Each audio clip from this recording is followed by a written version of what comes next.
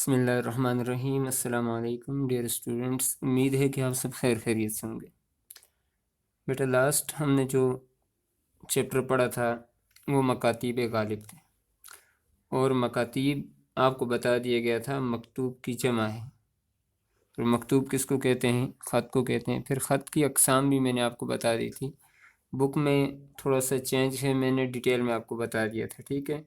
بک میں نجی، کاروباری اور دفتری ان کو الگ الگ کر کے لکھا ہے، تو میں نے اس کو دو میں کنورٹ کر کے رسمی اور غیر رسمی میں پھر ہر ایک کی تعریف، پھر ساتھ میں اس کے اجزاء آپ کو بتا دیے تھے۔ تو اسی سلسلے میں جو ہمارا نیکسٹ آج ہمارا چیپٹر ہے رشید احمد صدیقی صاحب کا، یہ بھی مکتوب ہے، ٹھیک ہے۔ اب یہ کیسا مکتوب ہے؟ تو یہ بھی اپنے دوست کو لکھا گیا ہے۔ تو دوست کو جو لکھا جاتا ہے وہ کون سا مکتوب ہوتا ہے؟ ہاں، غیر رسمی ہوتا ہے۔ کون سا ہوتا ہے؟ غیر رسمی ہوتا ہے۔ اب ابتدا میں آپ کو چند باتیں بتا دیتا ہوں، ٹھیک ہے۔ جو ہمارے آج کے کاتب ہیں، کاتب میں نے کہا تھا خط لکھنے والے کو کہتے ہیں، وہ ہیں رشید احمد صدیقی صاحب۔ مکتوب خط جو ہے بنام کس کے نام لکھا گیا ہے؟ بشیر الدین صاحب کے نام لکھا گیا ہے۔ بشیر الدین صاحب ان کے دوست ہیں، اور علی گڑھ سے انہوں نے اپنی تعلیم حاصل کی ہے، اور علی گڑھ میں لائبریرین ہیں، جیسے ہمارے ذوالفقار صاحب ہیں۔ تو مکتوب الیہ جو ہیں وہ بشیر الدین صاحب ہیں، میں نے آگے لکھا ہے بریکٹ میں، مکتوب الیہ کون ہیں؟ بشیر الدین صاحب ہیں۔ اس کے بعد ہم آ جاتے ہیں اب اپنے آج کے سبق کی طرف، اس لیے آپ اپنی پینسل اور اپنی کاپی جو ہے وہ اپنے پاس رکھیں، اور جو آبجیکٹیو یا ورڈز میننگ، الفاظ معنی آپ کو بتائے جاتے ہیں، ساتھ ساتھ آپ نے ان کو لکھتے رہنا ہے، اور جو آبجیکٹیو بتائے جاتے ہیں ان کو انڈرلائن کرتے رہنا ہے۔ تو آ جاتے ہیں آج کے سبق کی طرف۔ تو سبق کے جو ہمارے خط کے کاتب ہیں وہ کون ہیں؟ رشید احمد صدیقی صاحب۔ ان کی پیدائش ہے 1894، اس کو انڈرلائن کر لیں، ٹھیک ہے۔ 1894 ان کی تاریخ پیدائش ہے، اور ان کی تاریخ وفات ہے 1977۔ نیچے میں نے آسان الفاظ میں آپ کے لیے لکھ دیا ہے کہ 1977 میں رشید احمد صدیقی صاحب کا انتقال ہوا ہے۔ اب آ جاتے ہیں ان کے حالات زندگی کی طرف۔ رشید احمد صدیقی مریاحو ضلع جونپور میں پیدا ہوئے، ٹھیک ہے جی۔ جونپور جیسے ہمارا ہری پور، علی پور، ایسے وہاں پر ہندوستان کا علاقہ ہے، جونپور میں پیدا ہوئے۔ یہ آپ انڈرلائن ساتھ ساتھ کرتے رہیں، میں نے آپ کے لیے انڈرلائن کیا ہوا ہے۔ کہاں پیدا ہوئے؟ جونپور میں پیدا ہوئے۔ والد کا نام عبد القدیر تھا۔ والد کا نام کیا تھا؟ میں نے انڈرلائن کیا ہے، یہ بھی آبجیکٹیو ہے، عبد القدیر تھا۔ جو محکمہ پولیس سے وابستہ تھے، منسلک تھے، جڑے ہوئے تھے، پولیس میں ملازمت کرتے تھے، آسان الفاظ میں۔ تو ان کے والد کا نام کیا تھا؟ عبد القدیر تھا۔ کس محکمے میں کام کرتے تھے؟ پولیس میں، یہ بھی آپ کا آبجیکٹیو ہے۔ فارسی، عربی اور مذہبی تعلیم حاصل کرنے کے بعد مقامی اسکول، جو اپنا قریبی اسکول ہے مقام پر جہاں پر رہائش تھی ان کی، اسکول میں داخل ہوئے۔ میٹرک کرنے کے بعد کچھ عرصہ ملازمت کی، مزید تعلیم کے لیے علی گڑھ یونیورسٹی چلے گئے۔ علی گڑھ یونیورسٹی وہی یونیورسٹی جو سر سید احمد خان نے بنائی تھی 1877 کے اندر۔ یہ کالج کا درجہ دیا گیا تھا، اور اسے سر سید احمد خان نے بنایا تھا، اور 1920 میں، ہاں اصل بات یہ 1920 میں سے یونیورسٹی کا درجہ دے دیا گیا تھا۔ ڈیٹیل آپ کو میں نے سر سید احمد خان صاحب کے جو حالات زندگی تھے اس میں بتا دی تھی۔ یونیورسٹی چلے گئے اور ہمیشہ کے لیے اس سے وابستہ ہو گئے، یعنی ہمیشہ کے لیے وہیں پر رہے بطور معلم۔ رشید احمد صدیقی پر اردو ادب۔ آ جاتے ہیں پہلے پیراگراف کے اندر جو اہم باتیں ہیں۔ پہلی بات یہ ہے کہ وہ کہاں پیدا ہوئے، ٹھیک ہے جی، جونپور میں پیدا ہوئے۔ والد صاحب کا نام عبد القدیر تھا، جو کیا کام کرتے تھے؟ پولیس میں ملازم تھے۔ ابتدائی تعلیم جو ساری انہوں نے حاصل کی، اور اس کے بعد علی گڑھ یونیورسٹی سے آ کر اپنی اعلیٰ تعلیم مکمل کی، اور علی گڑھ یونیورسٹی ہی کے ہو کر رہ گئے۔ رشید احمد صدیقی پر اردو ادب اور علی گڑھ دونوں نے انمٹ نقوش چھوڑے ہیں۔ انمٹ، نہ مٹنے والے، ٹھیک ہے جی، ایسے نقوش جو نہ مٹتے ہوں، جیسے گھر میں تربیت کے جو نقوش ہوتے ہیں، اچھے لوگوں کی اولادیں جہاں بھی جاتی ہیں ان پر وہ نقش نظر آتا ہے کہ اچھے لوگوں کے بچے، کیونکہ اولاد جو ہے وہ اپنے والدین کی تربیت کا عکس ہوتی ہے۔ تو جس ادارے میں جو بچہ پڑھتا ہے، باہر جاتا ہے، تو وہ بچے کو لوگ دیکھ کر پہچان لیتے ہیں کہ کس ادارے سے تعلق رکھتا ہے، تو تربیت کا بہت بڑا اثر ہوتا ہے۔ تو ان پر اردو ادب چونکہ ان کا مضمون تھا اور علی گڑھ ان کا مادر علمی تھا، دونوں نے نہ مٹنے والے نقوش چھوڑے ہیں۔ الفاظ معنی ساتھ ساتھ آپ لکھتے رہیں گے۔ وہ علی گڑھ کی شائستگی کے نمائندہ تھے۔ شائستگی، ٹھیک ہے جی، ویسے اس کے معنی درستگی کے بھی آتے ہیں، لیکن یہاں پر تربیت اس کے معنی لیں گے، ٹھیک ہے۔ وہ علی گڑھ کی تربیت کے نمائندے تھے۔ ان کے ہاں ایک تہذیبی رکھ رکھاؤ ملتا ہے۔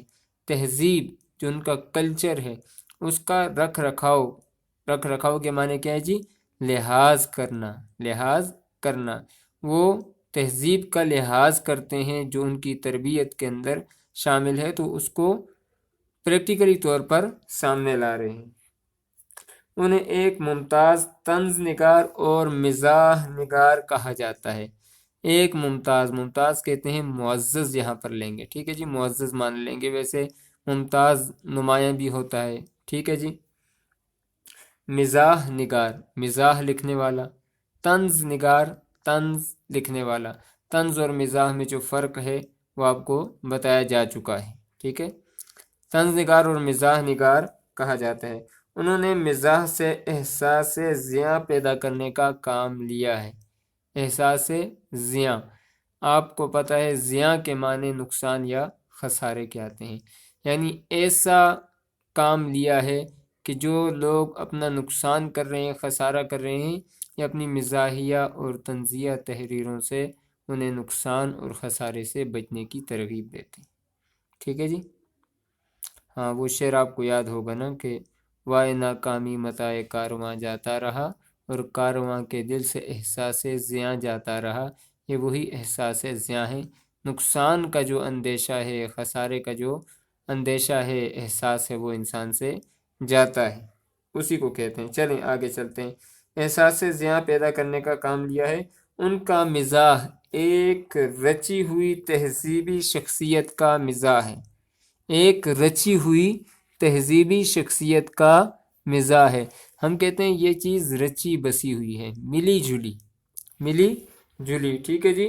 ان کی جو شخصیت ہے وہ ملی جلی ہے، یعنی ان کے اندر تہذیب، اپنے طور طریقے واضح اور نمایاں نظر آتے ہیں۔ ان کے ہاں نفاست کس کو کہتے ہیں جی؟ پاکیزگی کو۔ اور شائستگی تو ہے ہی، شائستگی کس کو کہتے ہیں جی؟ عمدگی کو، اچھائی کو کہتے ہیں۔ شائستگی تو ہے ہی، پیچیدہ فلسفیانہ مباحث بھی زیر بحث آتے رہتے ہیں۔ پیچیدہ، مشکل، فلسفیانہ، ٹھیک ہے جی۔ آپ کو پتہ ہے فلسفی، ٹھیک ہے، وہی میں نے آپ کو بتایا تھا کہ یہ فلسفی، یہ یونانی لفظ فیلا اور صوفی سے نکلا ہے۔ فیلا کے معنی ہیں میں محبت کرتا ہوں، صوفی کے معنی ہیں عقل سے۔ وہ لوگ جو عقلی باتیں کرتے ہیں، عقل سے دلائل دے کر دوسرے کو قائل کرتے ہیں، انہیں فلسفی کہا جاتا ہے۔ تو فلسفیانہ مباحث بحث کو کہتے ہیں، بات چیت کو، تکرار کو کہتے ہیں، ٹھیک ہے جی۔ ہاں، زیر بحث آتے رہتے ہیں۔ اب اس لائن کے اندر یہ بات سمجھا رہے ہیں کہ ان کا انداز بڑا نفیس ہے، شائستہ ہے، لیکن کبھی کبھی وہ فلسفیانہ گہری باتیں بھی کرتے ہیں، گہری باتیں بھی کر لیتے ہیں، لیکن ایک اہم بات یہ ہے کہ ان کے موضوعات لامحدود نہیں، لامحدود، جن کی حد نہیں، لا کے معنی ہے نہیں، محدود نہیں ہے، یعنی وہ لمیٹڈ ایریے میں بات کرتے ہیں، زیادہ موضوعات پر بات نہیں کرتے ہیں، تو ان کے موضوعات لامحدود نہیں ہیں۔ بلکہ وہ ایک دائرے میں رہنا پسند کرتے ہیں۔ ایک دائرے سے مراد کیا ہے جی؟ ایک حد میں رہ کر بات کرنا پسند کرتے ہیں۔ اجنبی موضوعات ان کے لیے کوئی کشش نہیں رکھتے۔ اجنبی موضوعات سے مراد کہ وہ ایک خاص قسم کے موضوعات پر مضمون نویسی کرتے ہیں یا اپنا کام کرتے ہیں، جو ادبی شاہکاریں ہیں وہ ان کے آتے ہیں، باقی وہ دوسرے موضوعات پر بات نہیں کرتے۔ جیسے ایک ادیب ہوتا ہے، وہ افسانہ بھی لکھتا ہے، وہ کہانی بھی لکھتا ہے، ٹھیک ہے جی، شخصی خاکے بھی لکھتا ہے، شاعری بھی کرتا ہے، تو یہ اس قسم کے ادیب نہیں ہیں، بلکہ ایک لمیٹڈ ایریا میں ان کی تصانیف موجود ہیں، وہ میں آپ کو تصانیف میں بتا دوں گا۔ رشید احمد صدیقی ایک اہم نقاد بھی ہیں، نقاد نکتہ چینی کرنے والے، ٹھیک ہے جی۔ ان کے تنقیدی مضامین میں بھی ایک جاندار اسلوب نظر آتا ہے، جاندار جس کے اندر جان ہوتی ہے، ایسا طریقہ کار جو اپنا اثر دوسرے پر چھوڑتا ہے۔ ایک مری ہوئی تحریر ہوتی ہے جسے پڑھ کر مزہ نہیں آتا ہے، ٹھیک ہے، اس میں دلچسپی نہیں لی جاتی ہے۔ ان کا انداز جو ہے، اسلوب جو ہے، طریقہ کار، وہ جاندار نظر آتا ہے۔ یہ وہ اسلوب ہے جو دانشگاہ علی گڑھ کے باسیوں کی انفرادیت ہے۔ اسلوب، طریقہ کار، دانشگاہ، ٹھیک ہے جی، وہ جگہ جہاں علم و فن کی تعلیم دی جائے اسے دانشگاہ کہتے ہیں۔ تو دانشگاہ علی گڑھ کے باسیوں، باسی باشندے کو کہتے ہیں، ٹھیک ہے جی، یہاں پر باشندے مراد ہے کی انفرادیت ہے، انفرادیت منفرد ہونا، جدا ہونا، الگ ہونا۔ یہاں پر یہ بات کہہ رہے ہیں کہ ان کا جو طریقہ کار ہے وہ جاندار ہے، ان کی تحریر جاندار ہوتی ہے، اور یہ اس وجہ سے جاندار ہے کہ انہوں نے علی گڑھ جیسے عظیم ادارے کے اندر تربیت حاصل کی ہے، اور علی گڑھ کے صرف رشید احمد صدیقی ہی نہیں بلکہ جتنے بھی باسی ہیں، جتنے بھی لوگ یہاں سے پڑھ کر نکلے ہیں، ان سب کے اندر یہ وصف جو ہے یہ نمایاں نظر آتا ہے۔ ان کی تصانیف دیکھیں، ہم نفسان رفتہ، گنجہائے گرام آیا، مضامین رشید، تنزیات و مضحکات، ٹھیک ہے جی، تنزیات و مضحکات، یہ بات یاد رکھیں، خنداں، آشفتہ بیانی، آشفتہ بیانی، ٹھیک ہے، اور اس کے علاوہ غالب کی شخصیت اور شاعری، ہمارے ذاکر صاحب، علی گڑھ کی مسجد قرطبہ وغیرہ۔ اب یہ سارے کے سارے آبجیکٹیو آ سکتے ہیں، کوئی بھی یہ تصنیف کا نام لکھا جا سکتا ہے کہ غالب کی شخصیت اور شاعری کس کی تصنیف ہے، تو رشید احمد صدیقی، یا خود سے سوال آ سکتا ہے کہ رشید احمد صدیقی صاحب کی 3 تصانیف کے نام لکھیں، تو یہ باتیں آپ نے ذہن کے اندر رکھنی ہیں۔ آئیں اب ہم اپنے مکتوب کی طرف چلتے ہیں جو خط انہوں نے اپنے دوست کو لکھا ہے۔ یہ مکتوب لکھا گیا ہے 1 ستمبر 1974 کو، یعنی مصنف نے اپنی وفات سے 3 سال پہلے یہ مکتوب لکھا ہے، ٹھیک ہے جی۔ اب جائے جو رہائش ہے جہاں سے خط لکھا جاتا ہے، میں نے طریقہ کار آپ کو بتایا تھا، وہ دیکھیں، ذاکر باغ یونیورسٹی علی گڑھ، یہ مقام ہے جہاں سے خط لکھا جا رہا ہے۔ رخصتی، سید بشیر الدین مکرمی، آداب، سید بشیر الدین مکتوب الیہ کا نام ہے جن کے نام خط لکھا گیا ہے، ٹھیک ہے جی۔ مکرمی عزت دار کو کہتے ہیں، بزرگ کو کہتے ہیں، معزز کو کہتے ہیں، آداب، ٹھیک ہے جی۔ یہ بعض ادیب جو ہیں وہ سلام کی جگہ پر لکھتے ہیں۔ آپ جب کسی بزرگ کو، کسی بڑے کو خط لکھیں گے تو السلام علیکم زیادہ موزوں اور مناسب ہے۔ آپ کا کارڈ کئی دن ہوئے ملا تھا، کافی دن پہلے آپ کا خط بھی مجھے ملا تھا۔ اب بشیر الدین صاحب کے بارے میں نے لکھا ہے کہ یہ اڑیسہ کے باشندہ ہیں، باشندے رہنے والے ہیں، اڑیسہ ان کی رہائش کی جگہ ہے، اور ان کو خط لکھا جا رہا ہے علی گڑھ سے۔ یہ مصنف جو ہیں رشید احمد صدیقی، کاتب جو ہیں، ان کے دوست بھی ہیں، ٹھیک ہے، اور علی گڑھ میں لائبریرین ہیں۔ آپ کا خط کئی دن ہوئے، آپ کا کارڈ کئی دن ہوئے ملا تھا، آپ نے اپنے مسلسل سفر کا جو ذکر کیا ہے، میں اس سے خوش ہوا۔ آگے جو یہ علامت لگی ہوئی ہے، یہ تفصیلیہ کی علامت ہے کہ یہ جاری ہے، جملہ جاری ہے۔ پھر آگے انہوں نے ایک مصرع لکھا ہے، زہ روانی عمرے کے در سفر گزرت، کہ زہ کے معنی ہوتے ہیں مرحبا، خوش آمدید، ٹھیک ہے جی۔ اس کے معنی کیا ہے جی؟ مرحبا، شاباش، شاباش، ٹھیک ہے جی۔ جسے ہم کہتے ہیں زہ نصیب، ایسے جملہ کہا جاتا ہے کہ اس عمر میں سفر میں زندگی گزرے، یہ بہت ہی اچھی بات ہے۔ مراد کیا ہے؟ اس عمر میں، یعنی آپ اتنے بڑے ہو چکے ہیں، آپ کی عمر زیادہ ہو چکی ہے اور اب بھی آپ سفر کر رہے ہیں، علمی سفر کر رہے ہیں، تو یہ بہت اچھی بات ہے کہ اس عمر میں بھی آپ کی زندگی سفر میں گزر رہی ہے، ٹھیک ہے، مراد یہ ہے۔ آپ مبارکباد کے مستحق ہیں، حق رکھتے ہیں کہ اس عمر اور زمانے میں جب آدمی سفر نہیں، قیام میں رہنے پر مجبور ہوتا ہے۔ قیام، ٹھیک ہے جی، ٹھہرنے کو کہتے ہیں، ایک جگہ پر رہنے پر مجبور ہوتا ہے۔ آپ سیر و سیاحت کی نعمتوں سے بہرمند ہیں۔ سیر و سیاحت بمانے تفریح، گھومنا پھرنا، بہرمند مستفید ہو رہے ہیں، فائدہ لے رہے ہیں۔ آپ نے پورب کی برسات کا جو نقشہ کھینچا ہے، پورب کہتے ہیں مشرق، یہ پورب یہ پچھم چکوروں کی دنیا، میرا نیل گوں آسماں بے کرانہ، اقبال نے یوں کہا تھا، ٹھیک ہے جی۔ یہ پورب جو ہے یہ مشرق کو کہا جاتا ہے، کہتے ہیں مشرق میں جو برسات ہوتی ہے اس کا نقشہ جو آپ نے اپنے خط میں کھینچا ہے، جو مجھے ارسال کیا تھا، بھیجا تھا، اسے پڑھ کر میں چونک پڑا، حیران ہوا۔ کم و بیش، کم کو کہتے ہیں، بیش زیادہ کو کہتے ہیں، لیکن یہاں پر اس سے مراد کیا ہے جی؟ تقریباً 55-56 سال ہوئے یہی برسات کا زمانہ تھا۔ ڈیوٹی سوسائٹی کے وفد کے ساتھ کلکتہ، وفد کہتے ہیں نمائندوں کو، ٹھیک ہے جی، نمائندوں کی جو ایک جماعت ہوتی ہے۔ اب یہاں پر جب بشیر الدین نے خط لکھا تھا تو اس میں انہوں نے مشرق میں جو برسات ہوتی ہے اس کو اپنے خوبصورت انداز میں لکھ کر مصنف کو بھیج دیا۔ اب اسے پڑھ کر مصنف کو اپنا پاسٹ، اپنا ماضی، آج سے 55-56 سال پہلے کی بات یاد آ گئی ہے، اب وہ بیان کر رہے ہیں۔ مشرقی بنگال، چٹاگانگ، ٹھیک ہے جی، اور برما جانے کا اتفاق ہوا تھا۔ اب مصنف کہہ رہے ہیں کہ میں کچھ عرصہ پہلے ان علاقوں میں گیا تھا، ٹھیک ہے جی۔ چٹاگانگ بھی ایک شہر ہے اور کلکتہ بھی ایک شہر ہے، مشرقی بنگال، ٹھیک ہے جی، یہ سارے شہر ہیں۔ اور برما جانے کا، برما تو اب ایک ملک بن چکا ہے، اتفاق ہوا تھا۔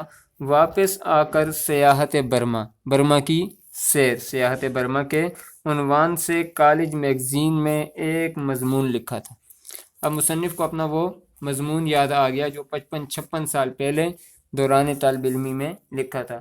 آپ نے پانی، سبزہ، اب انہوں نے اپنے خط میں کس کس چیز کا تذکرہ کیا تھا؟ پانی، سبزہ، بگلوں کی قطار، جب بگلے، یہ جو پرندے ہیں سفید بڑے بڑے ہوتے ہیں، یہ جب لائن میں اڑتے ہیں بڑے خوبصورت منظر پیش کرتے ہیں وغیرہ کی جو تصویر کھینچی ہے وہ تقریباً ویسی ہی ہے جو مذکورہ مضمون میں تھی، مذکورہ جس کا ذکر ہو چکا ہے، کون سا؟ سیاحت برما کا، ٹھیک ہے جی، وہی ہے۔ رہا زبان کا رنگ، زبان کا رنگ، و آہنگ، آہنگ کہتے ہیں انداز یعنی آپ کے لکھنے کا انداز، والآباد، بنارس سے شروع ہو کر مہارشی ٹیگور کی زمین اور زبان تک جاری و ساری ہے۔ جاری و ساری کہتے ہیں چلتا رہتا ہے یعنی ان علاقوں کی زبان بڑی خوبصورت ہے۔ اس کی حلاوت، حلاوت کہتے ہیں مٹھاس کو، ٹھیک ہے جی۔ گھلاوٹ، گھلاوٹ کہتے ہیں نرمی کو، اور نغمگی کا کیا کہنا؟ نغمگی موسیقیت، موسیقیت۔ میرا خیال ہے ہندوستان کے کسی اور خطے کی زبان ایسی نہیں ہے، کسی اور خطے کی، کسی اور حصے کی زبان ایسی نہیں ہے۔ زبان کی سلاست، سلاست کہتے ہیں روانی کو۔ سجاوٹ، سجاوٹ بناوٹ، ٹھیک ہے جی۔ اور صلابت، صلابت کہتے ہیں مضبوطی کو۔ میں اردو کو بھی نظر انداز نہیں کیا جا سکتا ہے۔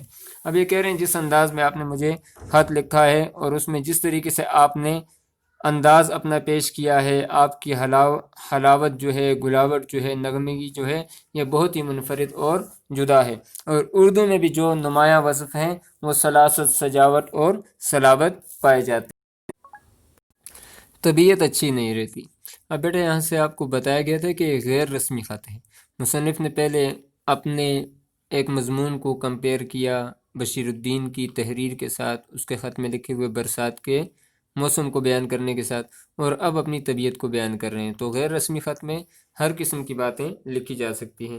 طبیعت اچھی نہیں رہتی، اس پر ہر روز طرح طرح کے دور اور نزدیک کے ذاتی اور قومی اور ملکی حادثات، ٹھیک ہے، جیسے دنیا میں اب بگاڑ کے سوا کچھ اور نہ رہ گیا ہو، جیسے دنیا میں اب بگاڑ کے سوا کچھ اور نہ رہ گیا ہو۔ اب مصنف کہتے ہیں کہ طبیعت ٹھیک نہیں رہتی کیونکہ پریشانیاں بہت زیادہ ہیں، ذاتی گھریلو پریشانیاں بھی بہت ہیں، قوم کے اعتبار سے امت مسلمہ کے فرد ہیں تو قومی اعتبار سے بہت پریشانی ہے، اور ملکی اعتبار سے بھی ملک میں بھی کچھ حالات ٹھیک نہیں ہے۔ اب ایسا لگتا ہے کہ دنیا میں بگاڑ کہتے ہیں خرابی کے سوا کچھ بھی نہیں رہ گیا ہے، ایسا اندیشہ رہنے لگا ہے، اندیشہ فکر یا پریشانی کو کہتے ہیں، جیسے عافیت کا دور ختم ہو چکا ہے، عافیت خیریت کا دور اب ختم ہو چکا ہے، تھوڑی دیر ہو یا دن میں معلوم ہوتا ہے کہ ایسا ہی ہو رہا ہے دنیا میں۔ اب مصنف کہتے ہیں کہ بگاڑ کے سوا کچھ بھی نظر نہیں آتا، حالات ایسے ہیں اس وقت کے اعتبار سے، ملکی سطح پر بھی قومی سطح پر۔ ہر روز آس پاس کے عزیز کس کو کہتے ہیں؟ رشتہ داروں کو کہتے ہیں، دوستوں کی ناگہانی وفات کی خبریں ملتی رہتی ہیں، کوئی رشتہ دار مر گیا یا کوئی دوست مر گیا، ناگہانی اچانک موت سے۔ پہلے مصنف کہتے ہیں کہ لوگ مرتے تھے بیماری کی وجہ سے یا بڑھاپے کی وجہ سے یا کسی اور وجہ سے، اور اب پتہ ہی نہیں چلتا کہ لوگ مرتے رہتے ہیں۔ کیسے کم عمر، ہنستے بولتے کھاتے کماتے، دفاتن لقمہ اجل، کس کس کے نام گنا، ٹھیک ہے جی، کم عمر لوگ مر رہے ہیں، ٹھیک ہے جی، وہی بات جو میں نے کی ہے۔ لقمہ اجل، اجل کہتے ہیں موت کو، ٹھیک ہے، دفعتاً اچانک، ایک دم مر رہے ہیں، کم عمر، نہ ان کی عمریں ہوتی ہیں مرنے کی، مصنف کہتے ہیں، اور نہ ہمیں یقین آتا ہے کیونکہ وہ کھاتے پیتے کماتے لوگ ہوتے ہیں، ٹھیک ٹھاک اچانک مر جاتے ہیں۔ خدا آپ کو، اب میں نے آپ سے کہا تھا جو آخری حصہ ہوتا ہے اس میں جو کاتب ہوتا ہے وہ دعائیں وغیرہ لکھتا ہے، خدا آپ کو اور مستحقین کو، آپ کے متعلقین کو خوش اور تندرست رکھے۔ متعلقین تعلق رکھنے والے، مراد آپ کے اہل و عیال، قریبی رشتہ دار، دوست وغیرہ کو خوش اور تندرست کہتے ہیں صحت مند رکھے، آمین۔ بیگم صاحبہ کی علالت کا افسوس ہوا، اب ان کی جو بیوی ہیں بشیر الدین صاحب کی، ان کی بیماری، علالت بیماری کا پتہ چلا ہے تو اس کے لیے یہ ان سے عیادت کر رہے ہیں بطور خط۔ اس وقت نمائش کی وہ شام یاد آتی ہے، اس وقت، ٹھیک ہے جی۔ آج مجھے مصنف کہتے ہیں کہ پاسٹ میں جو ہم ایک مرتبہ ملے تھے آپ کی شادی کے بعد، وہ وقت مجھے یاد آتا ہے، اس وقت نمائش کی وہ شام یاد آتی ہے جب شادی کے بعد ان کو سیر کے لیے آپ وہاں لائے تھے، اپنی بیگم صاحبہ کے ساتھ سیر کے لیے، نمائش جگہ ہے وہاں پر جب آپ آئے تھے، اور اس وقت یہاں ملاقات ہوئی تھی، اور میرا دفاتن اچانک سامنا ہو گیا، جیسے راستے میں کوئی دوست اچانک مل جاتا ہے تو میں جھجکا شرمانا، اب ان کے ساتھ ان کی بیگم تھی تو یہ کہتے ہیں میں شرمایا، آپ مسکرائے، اور کیا کہوں کیا ہوا، کتنے دن گزر گئے۔ اب آخر میں آخری پیراگراف میں پھر مصنف نے ماضی کا ایک واقعہ لکھ دیا ہے، یہ غیر رسمی خط جو ہوتا ہے اس کے اندر یہ نمایاں خوبی ہوتی ہے۔ تو آ جاتے ہیں بیٹا آج جو ہم نے اہم پوائنٹس پڑھے ہیں ان کی جانب۔ رشید احمد صدیقی کاتب ہیں، مکتوب جو ہے خط وہ بشیر الدین صاحب کے نام ہے، تو مکتوب الیہ بشیر الدین صاحب ہیں۔ مصنف پیدا ہوئے ہیں 1894 میں، وفات ہوئی ہے 1977 میں۔ ان کی تصانیف ہم نفسان رفتہ اور گنجہائے گرام آیا اور مضامین رشید، طنزیات و مضحکات، آشفتہ بیانی، غالب کی شخصیت اور شاعری، ٹھیک ہے، ہمارے ذاکر صاحب، علی گڑھ کی مسجد قرطبہ، یہ ان کی مشہور تصانیف ہیں۔ اب آ جاتے ہیں آج کے خط کے اندر جو ہم نے اہم مقامات پڑھے ہیں وہ کیا ہیں۔ مصنف کو عافیت کے دور کے ختم ہونے کا اندیشہ کیوں تھا؟ مصنف کو عافیت کے دور کے ختم ہونے کا اندیشہ اسی وجہ سے تھا، پریشانیاں بہت زیادہ ہو چکی تھی اور پتہ نہیں چلتا تھا، ناگہانی موت کی وجہ سے بہت سے عزیز رشتہ دار دوست وفات پا رہے تھے، اس لیے انہیں عافیت کے دور کے ختم ہونے کا اندیشہ تھا۔ مصنف نے بشیر الدین کی زبان کی حلاوت کی تعریف کن الفاظ میں کی ہے؟ تو وہ آپ کے سامنے یہاں پر ابھی ہم نے پڑھا ہے۔ انہوں نے کہا ہے کہ آپ کی زبان کی جو حلاوت ہے، مٹھاس جو ہے، یہ کسی اور جگہ پر نہیں ملتی، یہ آپ کی شخصیت کا ہی خاصہ ہے۔ پھر اس کے بعد سیاحت برما اور پورب کے برسات میں کون سی مشترک بات تھی؟ تو مصنف نے جب بشیر الدین کی زبانی پورب کی برسات کا نقشہ جو انہوں نے کھینچا تھا اپنے الفاظ میں، بگلوں کی کتاروں کا اور خوبصورتی کا اور جلملاہٹ کا، یہ ساری باتیں انہوں نے لکھی تھی، تو اس کو دیکھ کر مصنف کو اپنا جو مضمون تھا وہ یاد آ گیا تھا۔ مصنف نے پانی، سبزہ، بگلوں کی کتاروں کی تصویر کھینچی تھی، تو مصنف کہتے ہیں میں نے بھی آج سے 55-56 سال پہلے سیاحت برما کی تھی اور وہاں کی برسات کا نقشہ کھینچ کر اپنے مضمون کی صورت میں کالج کے میگزین کے اندر میں نے شائع کیا تھا۔ اس لیے مصنف نے ان دو باتوں کو قدر مشترک کی وجہ سے اس بات کا تذکرہ کر دیا ہے۔ اب آپ کا بیٹا ہوم ورک یہی ہے کہ جو آبجیکٹو آپ کو انڈر لائن کروائی گئی ہیں اور الفاظ معنی بتائے گئے ہیں وہ آپ نے لکھ کر مجھے سینڈ کر دینے ہیں، پھر اس کے بعد ریٹن فارم میں کالج میں لا کر جمع بھی کرنے ہیں، جو آپ کو ڈیٹ دی جاتی ہے ہر منتھ کے لاسٹ میں 31 تاریخ تک یا 30 تاریخ تک۔ جو بھی بات پوچھنی ہو آپ مجھ سے کمنٹس کے اندر پوچھ سکتے ہیں۔ السلام علیکم۔